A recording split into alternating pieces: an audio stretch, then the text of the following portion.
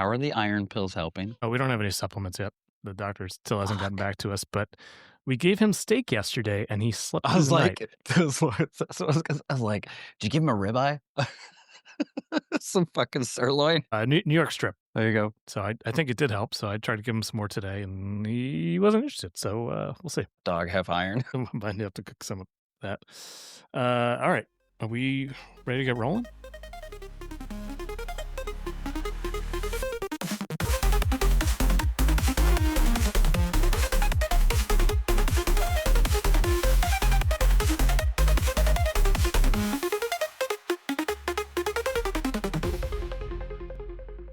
All right. Well, welcome all you wandering way herders that are wombling through the warp gate. This is episode 37 of the Geeqoid Podcast. And, you know, it's a very cold Sunday afternoon. We have snow up here in Michigan. And it's just coming down all day. How's the weather down where you are? It's really cold from that front. From Canada. So it says 40, but it's saying with like 20-mile-an-hour winds coming from the north, it's like 20 degrees. And they're calling for about an inch, but I think that's going to be later in the evening. We'll see. Well, we're not here to discuss the weather. November 9th. I'm getting snow. It's early. I mean, I hear it's going to be a gnarly winter. We'll see. But yeah. We're not here to talk about weather. Let's talk about some tech news. Let's kick it off with Nintendo. The Switch 2 sales have just been doing gangbusters. They've sold over 10 million units, which is the fastest selling console of all time. So kudos to Nintendo. And what is really surprising is that Mario Kart World has sold 9.57 million copies, which is an insane attach rate. 8 million of those sold with the Switch 2 bundle pack. So it's like, man, that is a really, really good attach rate. That is unprecedented, unheard of. Nintendo's got to be really pleased. So much to the point that they've upped their expectations for what they're going to sell in the first 12 months. So yeah, they're going to hit 20 million units probably in no time. Yeah, I'm really impressed. Compare, PlayStation 5 sold 7.8 million in 6 months. We're only talking 3 right now for Switch 2. And Switch 1 back in 2017 sold 4.7 units, not 10. So they're able to meet production. So that's pretty impressive. And they're increasing production to meet future demand. I imagine it's just going to do amazing over the holidays too. So they're clearly just preparing for that. They were originally slated to do 10. I don't remember when, but now they've upped that to 19 million. Yeah. So also Donkey Kong Bonanza sold 3.5 million copies since June. So that's doing well as well. That's I got to work on my vocabulary. Good. I dig it. Sounds like me. But yeah, I mean, Nintendo firing on all cylinders. Yeah, I would not. And this report was between June 5th to September 30th. So we're even missing another month. So there could be another billion or two in that, that would be bonkers for me to wrap my head around. Yeah. That's a lot of hardware. Kudos, Nintendo. Nice job. Yeah. Anything to add, or we just want to keep moving on hardware-related things? No, I think that's good. All right. Well, Apple, near and dear to our hearts. The M5 is just really impressing people all across the spectrum. 45% higher graphics performance than the M4, thanks to kind of the re-architecture, number of shader cores, and just all even the software improvements to the Metal, their kind of on-device interface. I'm excited to see where the future M5 chips, especially the Ultra, comes out. Like that little Mac Mini with the M5 Ultra, that is going to be a very impressive piece of hardware, especially for people who are looking to be running AI locally on device. It's Yeah, going to they're be a looking potential at game changer. like, and they're looking that it won't be. I don't, and hopefully you can help me with this, but it won't be like two M5s with a band fused between them to connect them, but like a larger M5 version, which should be faster, more efficient, more powerful because it can sync within all of them all at the same time. Yeah, so I know some people are doing some really cool stuff where they just have like a whole stack of Mac Minis and they're laced together via the Thunderbolts and they're able to churn out an amazing amount of throughput. Um, Yeah, but like their own small server. well, yeah, like like a whole mini data center, if you will. Mhm. But I think we really got to wait and see what they have in store, because the fact that they're not releasing all the chips all at once means that they're spending a little extra time to cook with the higher end chips.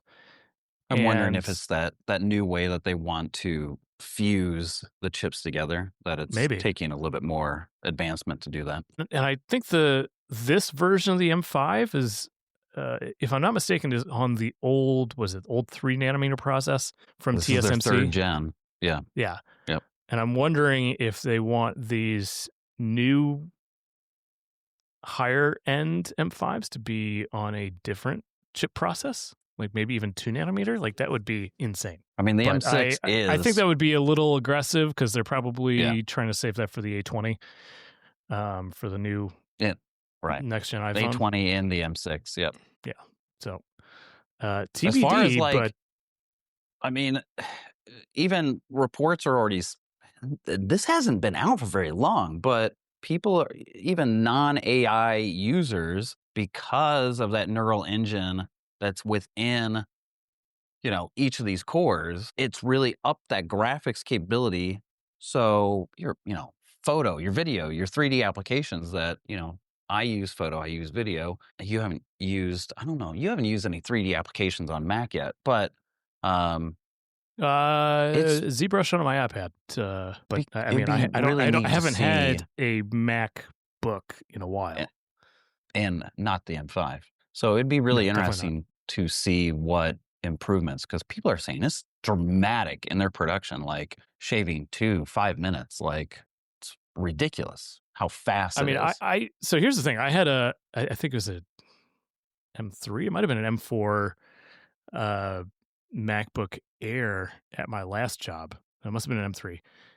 That thing was super, super snappy. I was really impressed. And you know what? The MacBook Air feels like a great device, but it is a little bit at a premium price point compared to, I don't know, more casual use, more entry level devices. Rumors have it that we might be getting another MacBook at an even lower price point, powered by the A19 or A18. Yeah, So they're going to put so lines of code in the software are showing that there is this J300 or 600 is their code model number for this, but it looks like an iPhone, the A18, which was in the 16s, a Pro processor is going to go into a 12-inch MacBook. Not a MacBook Air, not a MacBook Pro, going back to the OG MacBook 12-inch, and rumored to be around $600, which would just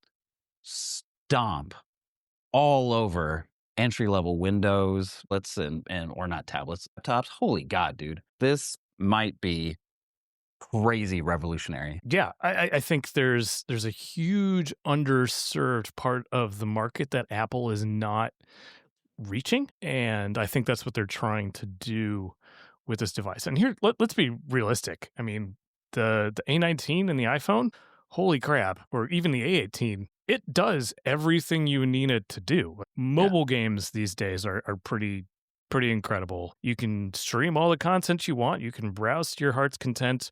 Like anything, like it will handle anything you throw at it short of really intensive applications. But if you're looking to run those types of applications, you're in the market for a different device. So Yeah. most people, like whether it be freshmen going to college, or in the case of my parents, my dad just bought a new MacBook Air. I mean, granted, he wanted a 15-inch screen, so this might not fit that because, older people want bigger screens so you can crank up the legibility of the text and everything. But for the most part, this would serve, I'd say, 80-90% of the existing market. And yeah, there might be a little bit of cannibalization from where they're trying to sell into like the MacBook Air. So it'll be curious how they position the MacBook Air in comparison to this, or maybe this just becomes the new MacBook Air. I don't know. This is what I'm curious about, because rumors are not talking about what OS is going to be on this device. So is this going to be iOS, iPad OS, or is this going to be a Mac OS? I'm almost certain if it's a MacBook, it's going to have Mac OS, which then proves to everyone, you could put Mac OS on iPad. which has always been a contentious argument. But here's the thing: we've known for a while that there's been this march to a unified operating system, a unified code base, if you will. Like, how can we bring iOS and Mac OS together? And we already have a bit of that in that you can run iOS applications. Granted, it's via emulation on Mac OS, and you can simulate your entire iPhone. But we really want to get to a closer, the design language is already kind of mimicked across. It's a few things to do with gestures and kind of heuristics that need to be improved and melded, if you will.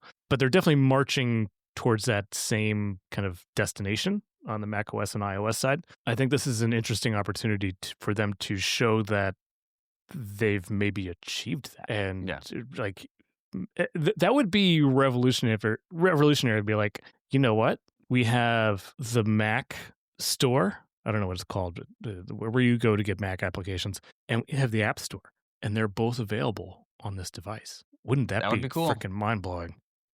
That would be. That would be neat. That'd be neat. But then that would mean application developers have to design for yet another form factor. And hopefully the code would also be improved, right? Well, yeah, but as someone who is a designer, shifted. Like, we started with on mobile just, you have the iPhone, and then you have different sized iPhones, and then you have the iPhone and the iPad, and now you have the iPhones and the iPads, and now the MacBook, and you have to have your application scale to fit all the different sizes, and then just all the input device. It's just, that's what made they did improve it. That's why designers get paid money. Yeah, originally the iPad only projected 4:3 ratio on external monitors, and now it does a full 16:9. However, it took Apple 5 years to be able to implement that. So yeah, because they're slow. It's possible. It's very possible. Moving right along with hardware-related things, do you want to intro this one, cloud gaming? Yeah. Is cloud gaming the next best option for those wanting to play video games? That's what I have written. So first, Xbox Game Pass. We've been talking about Xbox a whole lot. There's been, this push from Windows to have it play anywhere on any device. And we're starting to see even that capability, say, on an iPad, where you can go to Safari, go to Xbox Game Pass, if you want to, save that onto your screen, and then play Xbox Game Pass on, say, your iPad. So there's a big buzz that Call of Duty, which is coming out here very soon, you're going to play it on your iPad with an Xbox controller or mouse and keyboard on your iPad. That's kind of freaking nuts, man. And then moving to Nvidia, GeForce now has been around for, 5 some years, but new things that Erik and I watched and learned, it's gotten to a point now that GeForce now, their data centers with their, 580, RTX 580s and other graphics are able to stream you a game that is comparable in latency, frame rate, and graphics to if you had a built PC sitting right next to you. I don't know how. Maybe you can help me with that. So it's interesting because this concept of just streaming games from the cloud has been around for 10 plus years. And I don't want to say everybody, but a lot of the top providers have been trying to crack this for the longest time possible. So, for example, you have Amazon has been doing this for quite some time with their Luna system. So they have their own controller, and you can stream a number of games on their Luna platform. And then you have Microsoft now, and you have Nvidia, and the thing has the thing that's been stopping this from really getting widespread adoption has been reliable broadband internet at a low enough ping and a high enough bit rate. So, can we send the bits back and forth for 1080 or 1440 or 4K resolution? And is the input lag going to be small enough so that you're not ridiculously hampered by playing on a streaming service versus playing on something that is generated on your PC? Now, it's for the I've tried probably every streaming service over the years as they've come out, and I have never been pleased. It's just, as someone who has been a hardcore PC gamer for the majority of their life, I'm very much in the camp that I want to build and run my own hardware, just because I like to optimize for performance. And I'm not a very good or competitive FPS player, but that 50 milliseconds of lag when it has to go back to the data center and come back, I mean, that's pretty generous.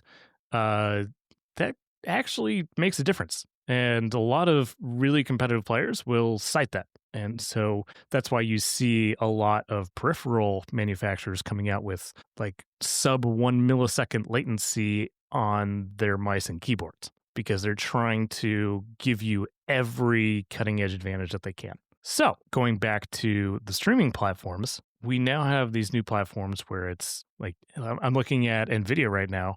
Their GeForce RTX performance tier is $100 for 12 months. You get access to 4,000 plus games, 6-hour gaming sessions, up to 1440p and up to 60 FPS. That's pretty good. That tops Xbox, if you ask me. Their game Ultimate Game Pass. And then if you want to bump it up to their RTX 4080 Ultimate package, it's the same number of games, and it's 8-hour gaming sessions, 4K resolution, 240 FPS. The amount of money that you would need to spend to build a PC that can handle that, well in excess of $4,000. So if I can run that on my iPad, or I might have to even give on this a basic Dell work laptop, and Yeah. you could pay, Or I think, on a literally lower anything end, that can somebody was showing $20 a month, and it would take them 4 to 5 years to then compare to if they bought a 580, and they were and I'm playing probably within 25 millisecond latency. But overall, they, I don't think you're going to notice huge unless you're, all-time, professional gamer. It's, Yeah. They were showing off the new Indiana Jones. They were showing off Borderlands. They were showing off the last Call of Duty. It was doing really well, surprisingly well for the price. So this is another thing that really confounds the whole business aspect of game development. Is now you have these services that are offering access to, as they say, 4,000 plus games in the case of Nvidia, and less than that on Xbox. But what does that mean for an indie developer? How are you supposed to generate a profit when you're competing with this? If a lot of your consumers are now just paying one price, and if you're not bundled in that, it's a really interesting problem for indie devs. That being said, like the indie dev market is still thriving. Like Steam is still doing gangbusters. Like there hasn't been any slowdown. If anything, it's been an acceleration of. Would the GeForce Now help with creativity and- Steam, or because because Valve is a totally different company, they're not going to support Valve games, or does It GeForce is Now 100% a competitor to Steam. So this is a interesting. And Steam has offline mode as well. Yeah, so I don't think like GeForce offline Now has offline either. So offline capability is, I would say, probably an edge case at this point. Most consoles are assuming you're connected to the internet all the time. Most games are assuming you're connected to the internet all the time. And yes, you can play single player offline, but I would say it's a very niche, marginalized group or subset of the gaming community that is optimizing for that. Maybe 10%. Even on iOS too. Like I'm playing the new Hitman, which is all three bundled together. So what is that? World of whatever. And even on World my of Warcraft, iPhone, Hitman. on my iPhone 16 Pro Max, it still needs at least cellular to play the game. I think also, what was the other game? Oh, Destiny Rising definitely needs internet and or cellular to be able to play the game. So it's similar to that. You need some service connectability. Yeah. And as we have, like, I really think as we roll out fiber optic across the area, that's going to be the make or break difference in these services. So I know my area around here, they've been laying fiber optic cable, not Xfinity, but an independent provider, in hopes that they can steal Xfinity market share. And you see now Xfinity has rolled out this new deal where you can lock in your price for five years. Yeah, I got the notification on that. And I'm wondering, is that because they're not investing like other people are on laying fiber optic cable? Like they're just trying to milk as much money from their current subscribers. So this is not an area that I have looked into extensively whatsoever. But the last time I remember was you and I at Purdue, and Purdue had a contract 10 years ago that they were getting fiber optic because Purdue, I don't know how, why, tech and research, AT&T and Xfinity were both laying fiber optic 10 years ago. And it's funny that we're talking about it even 10 years later because, sorry, I'm a Purdue boy. So I was like, oh, other places. No, it's just certain high value places. Yeah. So the advent of fiber with these new streaming services, I think we're finally going to bring about this new era of play whatever you want, wherever you want. And I think Microsoft has been smart enough because they're positioning Xbox to be one of those platforms.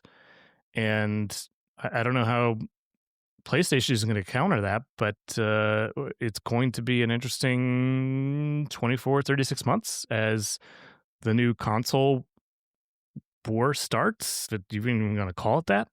I even mentioned this like in the last podcast. I see the long-term vision of the future being play whatever you want, wherever you want. And I think this is part of that model. You can play it on your Samsung refrigerator if you want, but don't get that. Don't get your Samsung refrigerator. You see a kid just sitting on the floor of the kitchen. And mom's trying to cook. The amount of time that my kid spends in front of the refrigerator going, cheese, cheese, cheese. Like I could make a video game that is all about cheese and he'd probably sit there and play it. She's trying to open the door to get food and the kid's yelling, going like, stop opening the door. I'm trying to play Hitman. Or I can make a game that requires him to solve math problems in order to get access to cheese. Be interesting. It's a new paradigm made a game in education. You know it's in the kitchen, so then things you're doing then work with whatever is on the screen of the game. And then also, because I just talked about the door. Opening and closing the door might be part of that game. Unfortunately, also a waste of electricity. Hey, but it's Samsung and it's gaming, so whatever. Yeah. I It did was a want great to idea. bring up. Listen, Gotta keep this show moving, and I have a great segue, and I don't want to forget it.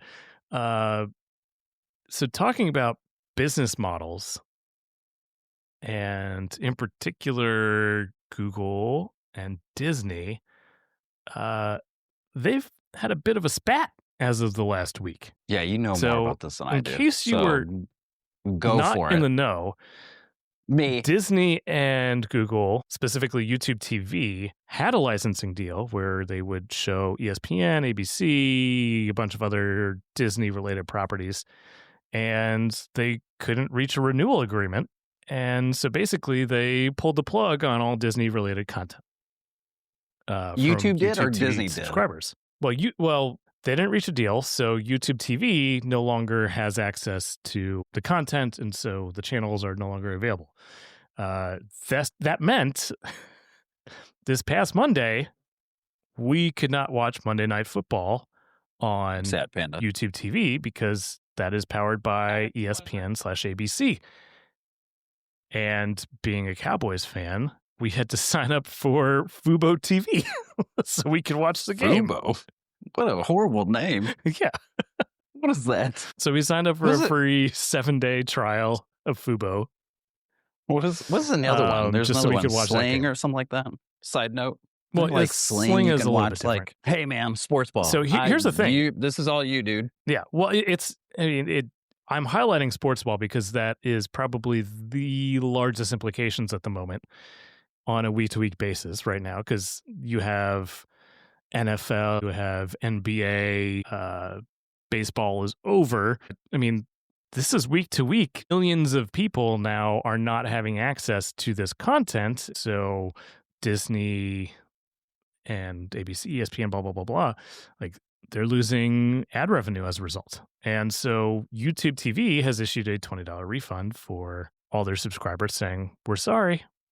And it seems like YouTube TV is going to basically be the hardliner here and say, you know what? We have the subscriber base. Y'all need to come to the table with terms that we find agreeable. And I think this is a very smart move on YouTube TV's part, because over the next 10 years, they will, on current projection base, they will become the largest basically cable TV provider of anyone in the United States.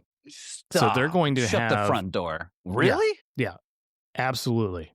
Like they are on that trend, and it is. Well, side note, really. I mean, YouTube. We talked about it. YouTube is the number one place for people to watch content compared to ABC, CBS, NBC, and so forth. I mean, it's the number one place other than Netflix right now, because Stranger Things is coming out. So we're on the Netflix bandwagon and train.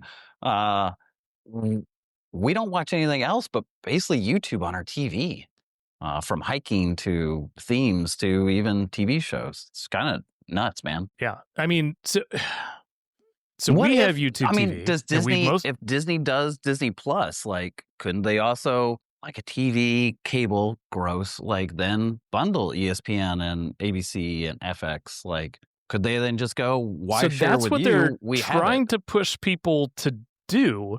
So they have they do have a Disney, a Hulu, and ESPN bundle. And I think that's what they're trying to get people to move towards. But here's the thing, for a very, very light ESPN user, like I might watch one game a week on ESPN. That is not enough to justify a $30 a month subscription. That is why I have YouTube TV to watch all my NFL games. Because YouTube TV has contracts with everybody. Yeah, with NBC, CBS, ABC, all the major providers. And so, again, we're coming back to this concept of bundling and unbundling, and where does the customer get value? And right now the customer's getting screwed because they haven't been able to come to an agreement, and now people can't watch the games that they want, which is unfortunate, but that's just how the market's going to play out.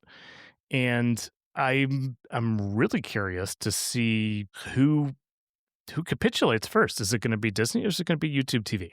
Because this cannot go on. Like the NFL will be like, okay, someone's going to lose some licensing contracts in the next year Yeah. because this is not good for us.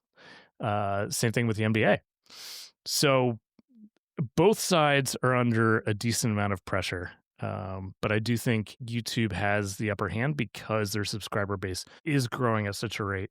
And I think Disney's product offering is honestly just not that strong. Like we're, I think, going to cancel our Disney/Hulu subscription because we have no reason to keep it. Yeah, we did. Like we watched the Fantastic Four last night and it was not as good as I was hoping. And yeah. Oh, sad.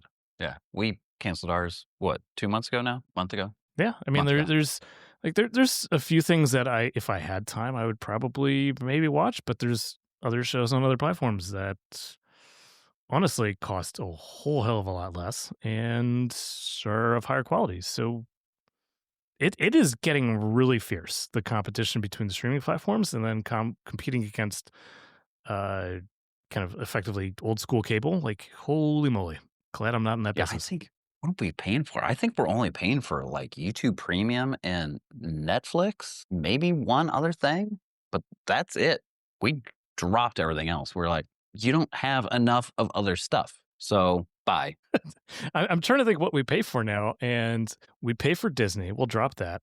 I managed to get a free year of Paramount Plus. Oh, that's good. We don't really much do anything with that. Well, there's nothing on there still that at my is parents' interesting. Netflix. Well, yeah, that's it. And we have Apple TV for free, so we don't pay for much. Apple TV. Yeah, we have Apple TV. I think we pay for that. I think with our new stuff, we could have gotten a free year, but we didn't go through that rigmarole to resubscribe to then you have a new product, so now you have a free year. We didn't go through that. Yeah. So all that being said, and as much shade as we're throwing at Disney, I do have to give them kudos for Predator Badlands. They took a risk with that movie. I mean, not a monumental risk, and maybe it will not be a financial success, but Clay and I went to see it on Friday. I think it will be. I think it will at least break even. It was a ton of fun. It was refreshing. It was new. It was unlike anything that we had seen really ever. And it expanded the Predator universe, the lore, in a way that honored tradition, and it was funny. It was heartfelt at moments. It was oddly cutesy in a few scenes, which is not something that I expected going into that movie. But Clay described it. You were on the call. It was white trash Avatar. Yeah, in the best way. That's also possible. Clay. Yeah. A lot of the early reviews are synonymous with what you're saying. It's not going to win any awards. It's not going to go to the Emmys or to the Oscars or whatever. However, the movie harkens back to like the fun buddy cop Goonies kind of style that you don't see that often, except for, again, I'm watching Stranger Things. So they definitely, utilize that late 80s, early 90s, like look and feel and story, script writing. This does that in a new age of 2025, bringing back something and giving it fresh new life.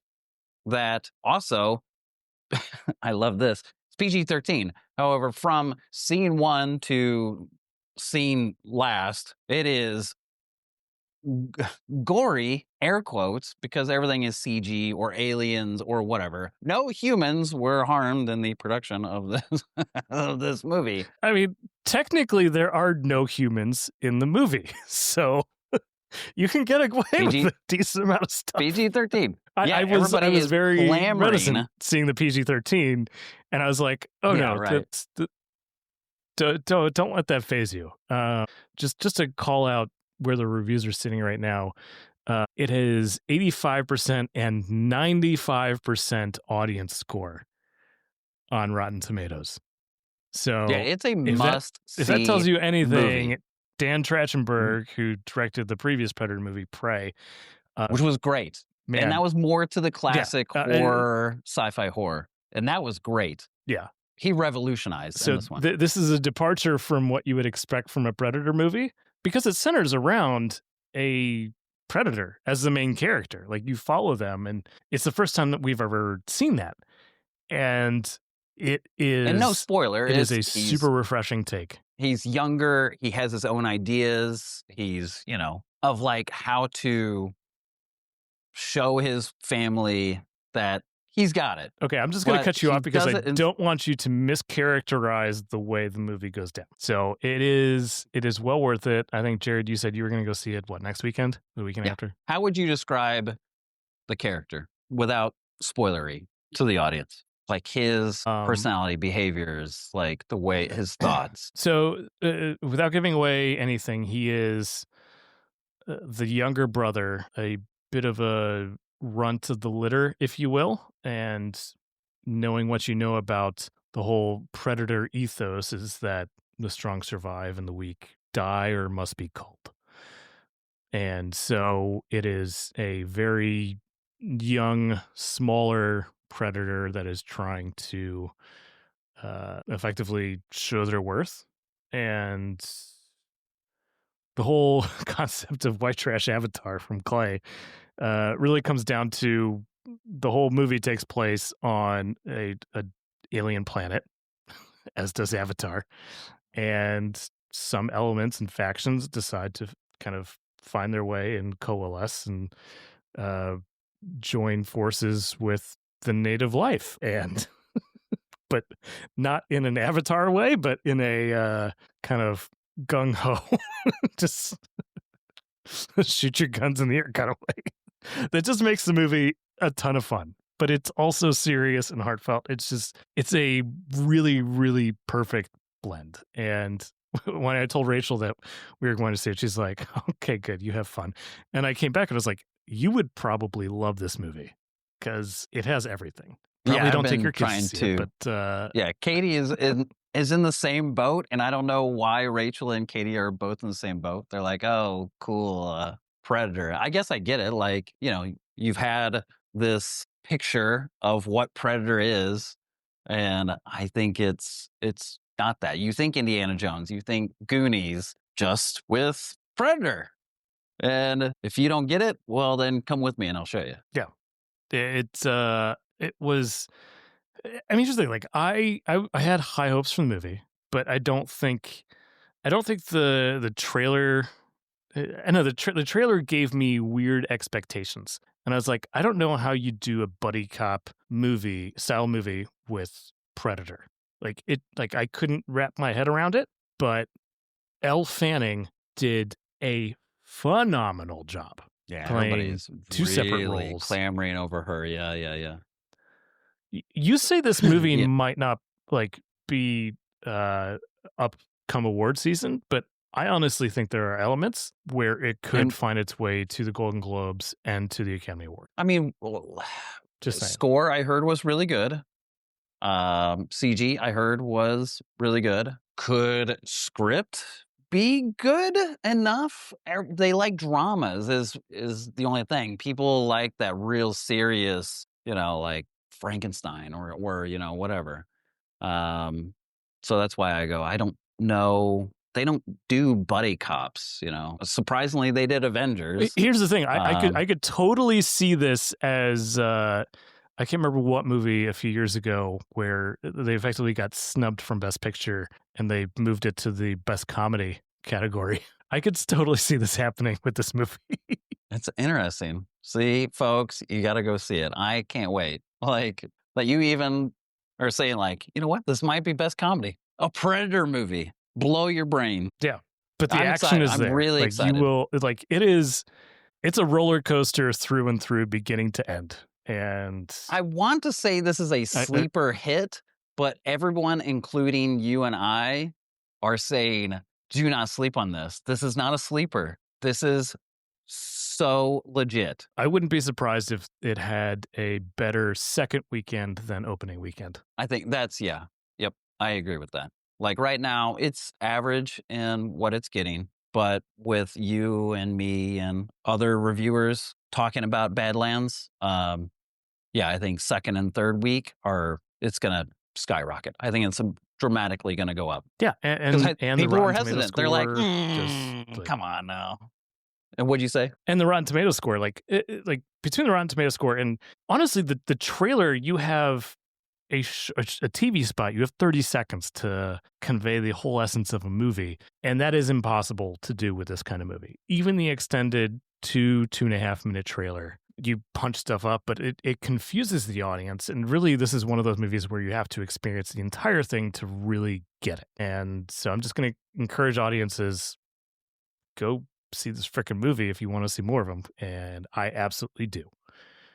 I think we're starting to maybe get into a period where we have a new sci-fi renaissance happening. And I am so excited for it. Between with two IPs that you Predator, like a lot. Alien. Yeah. Yep. Yeah. And what's happening on Apple TV, you have the Foundation series, you have Invasion, and then on Netflix, like Three Body Problem, and like it's sci-fi's getting its come up, and I'm here for it. That is my genre. Yeah. Again, I'll add Stranger Things. I'm really excited for November. God, yeah. Oh my gosh. for Thanksgiving, Christmas, and New Year's, and the amount of money they put into it, how they're going to be extended, almost like each episode is going to be 90 minutes, like its own movie. Yeah. This is going to be, you're right. Yeah, it's a good call, man. Moving right along, I guess we want to jump into the indie spotlight. I added one. So I think we talked about it, but now I have more detail. I saw that you added one. That's awesome. Do you want to go first or do you want me to go first? I don't know a lot about it because I haven't played it.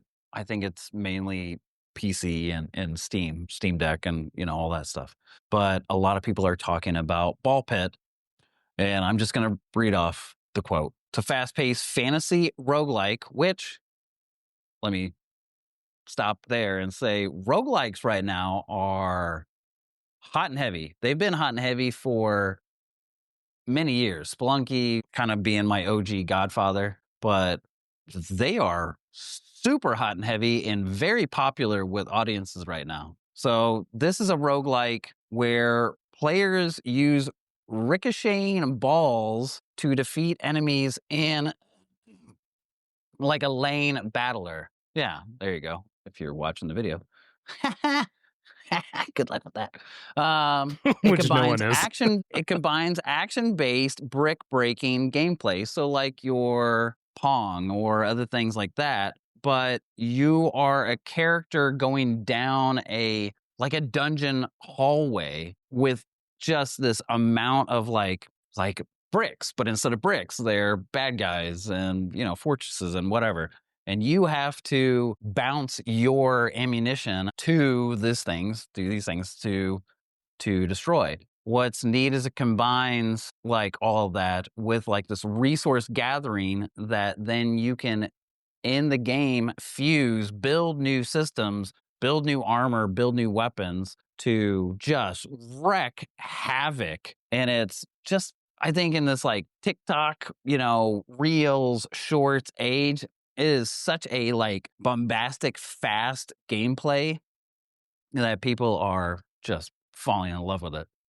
So there should be a link to Steam. It looks just notes. Wild and crazy, but also at the same time, like the level progression, I think, is what really helps drive kind of the adoption of this. Like if it were just move down the corridor and shoot stuff, like it probably would have flopped. But this could have been an NES game system where the progression system, and then if you die, you keep a lot of your stuff, so then you can rebuild. You die and come back again, but now with more powerful stuff. I think it's an interesting evolution. It's That was NES or Super NES or arcades, and these are very much in that genre, except you don't feel like you're starting all over again. You're going to get more powerful and better to then deal with your obstacle. So our second indie spotlight, look at us go.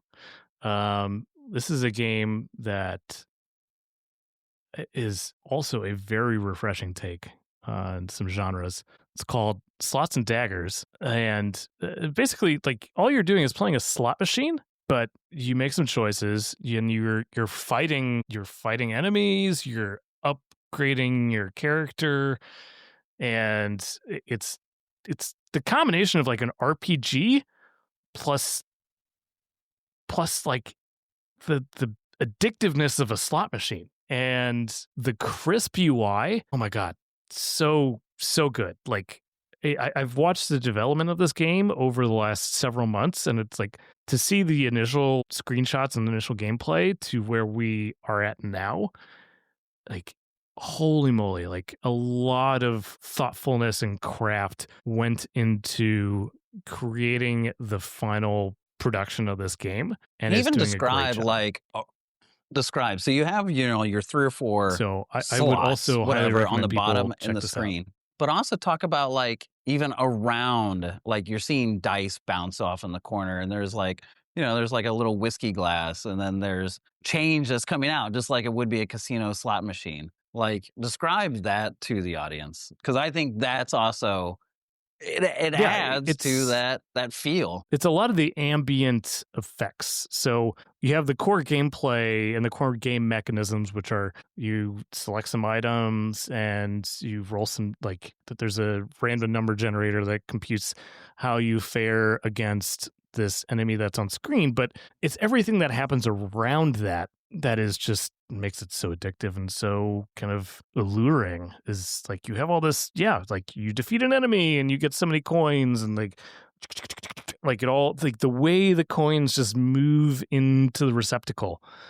and the way, like, the buttons and dice interact with everything, like, it is just crisp. And like, that level of attention to detail when it comes to UI, and especially when they pull it off in such a way, because it is a old school kind of pixelated 16-bit look. Like, it is a phenomenal job, and a high praise to anyone with this level of craft in their game. Like, this is a high level of attention to detail, and that's what I love to see. It's interesting. It almost looks like it gives me this level of craft. It gives me that feel of, like, if Fallout, the lore, if they were playing a video game down in their little sub area, and what would they play? This would like on their totally appear in Fallout. That would be amazing.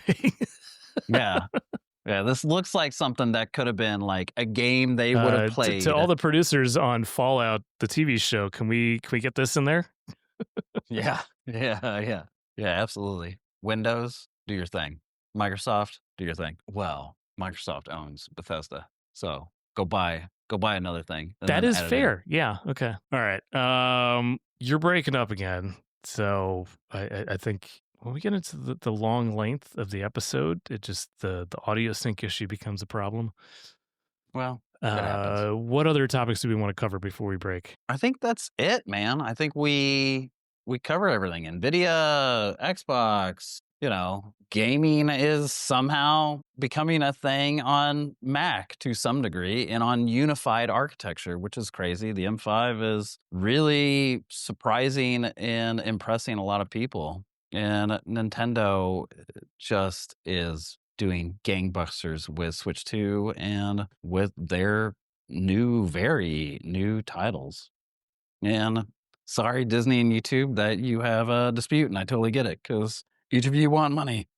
Good luck.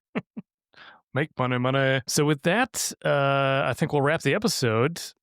Thank you, ladies, gentlemen, and gerbils, for tuning in. This has been another fantastic episode of the Geeqoid Podcast. Stay tuned. There might be a newsletter dropping next Friday. Yeah, absolutely. I keep your fingers crossed and your hopes high. Yeah.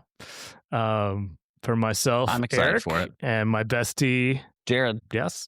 Jarrad. Thank you for Jarrad tuning in. Shaw. Like, subscribe. If you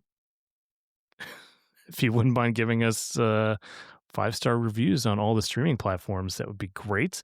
I don't know why we had such a spike in downloads the previous couple episodes, but let's try and emulate Thank you. that. That A was whole really lot. cool. We're Yeah. coming up on Thanks a whole lot, 1,000 everybody. downloads, which is kind of Oh, mind-blowing. really? Wow. Everybody, thank you a whole lot. Yeah. For two guys that are just winging this for the most part. Yeah. And you know what?